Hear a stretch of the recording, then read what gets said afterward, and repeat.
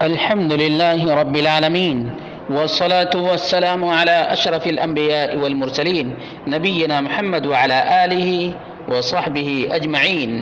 برادران اسلام، دینی اور ملی بھائیوں، دوستوں اور ساتھیوں، اللہ رب العالمین نے محمد رسول اللہ صلی اللہ علیہ وسلم کے صحابہ کے بارے میں واضح طور سے بیان کیا ہے کہ وہ دین کے بڑے ہی چاہنے والے، دیندار کے لیے بڑے ہی نرم، کفار کے لیے اتنے ہی گرم تھے۔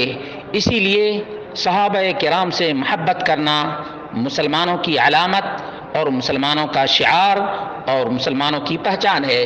چنانچہ برا ابن عازب رضی اللہ عنہ کا بیان ہے کہ نبی مکرم صلی اللہ علیہ وسلم نے فرمایا: من احب الانصار فبحبی احبہم ومن ابغض الانصار فببغضی ابغضہم۔ جس نے انصار صحابہ سے محبت کی تو اس نے میری محبت کی وجہ سے محبت کی، اور جس نے انصار سے بغض رکھا اس نے مجھ سے بغض رکھنے کی وجہ سے یہ بغض اور کینہ کپٹ رکھا ہے۔ یہ طبرانی کے اندر موجود ہے، جلد نمبر 19 اور صفحہ نمبر 341 ہے۔ اور اسی طرح سے محجۃ القرب 255 علامہ ہیثمی وغیرہ نے کہا ہے کہ رجالہ رجال الصحیح، اور اسی طرح سے ابو ہریرہ رضی اللہ عنہ سے بھی مروی ہے، اور بہت سی کتابوں کے اندر یہ روایت موجود ہے، بہت سی کتابوں کے اندر یہ روایت موجود ہے۔ معلوم یہ ہوا کہ صحابہ سے محبت کرنا یہ ایمان کی علامت ہے، اور نبی مکرم صلی اللہ علیہ وسلم سے محبت کی بھی علامت ہے، اور صحابہ سے بغض رکھنا یہ نبی مکرم صلی اللہ علیہ وسلم کے ساتھ عداوت اور بغض کی علامت ہے۔ اس لیے مسلمانوں، صحابہ سے محبت کرو، انصار ہوں، مہاجرین ہوں، تمام نبی مکرم صلی اللہ علیہ وسلم کے جانثار ہیں۔ صحیح مسلم کے اندر ابو سعید کا بیان ہے کہ لا یبغض الانصار رجل مؤمن یؤمن باللہ والیوم الآخر، کہ انصار سے وہ آدمی تو کبھی بھی بغض اور عداوت اور نفرت نہیں رکھے گا جس کا ایمان رب کائنات اور آخرت کے دن پر ہو۔ صحیح مسلم حدیث نمبر 77۔ علامہ عینی اس کے بارے میں وضاحت کرتے ہیں اور بیان کرتے ہیں: المقصود من الحدیث الحث علی حب الانصار۔ یہ حدیثیں اس بات پر دلالت کرتی ہیں کہ انصار سے محبت کرنی چاہیے اور ان کے فضل کا اعتراف کرنا چاہیے، کیونکہ انہوں نے دین کی نصرت اور تائید کی اور اپنے مال، جان اور دیگر چیزیں اسلام کی راہ میں اور مسلمانوں کے لیے نچھاور کر دیں۔ وہذا جار فی اعیان الصحابہ، اور یہی معاملہ صحابہ کے افراد پر بھی منطبق ہوتا ہے، جیسے خلفائے راشدین، 10 مبشرہ، مہاجرین، بل فی کل الصحابہ۔ یہ صرف انصار تک خاص نہیں، انصار تک محدود نہیں، بلکہ تمام صحابہ کے لیے آدمی محبت کا اپنے دل میں مقام اور مرتبہ رکھے، تمام صحابہ سے محبت کرے۔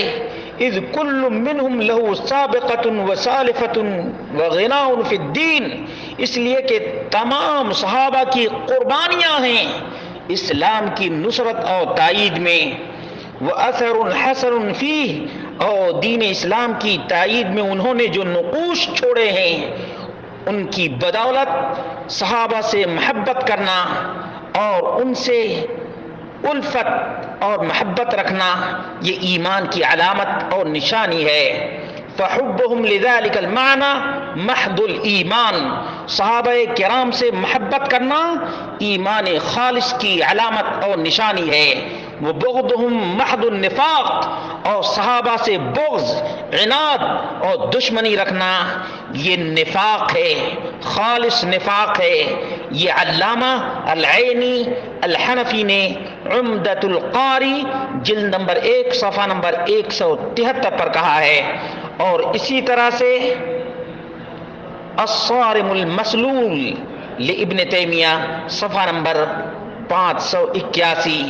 دیکھا آپ نے، یہ وہ نبی مکرم صلی اللہ علیہ وسلم کے فرامین ہیں، اور ان فرامین کی وضاحت علامہ عینی نے کی ہے کہ صحابہ کرام سے محبت ایمان کی علامت، اور صحابہ کرام سے نفرت، ان کے اوپر سب و شتم اور طعن و تشنیع کرنا، یہ نفاق کی علامت ہے۔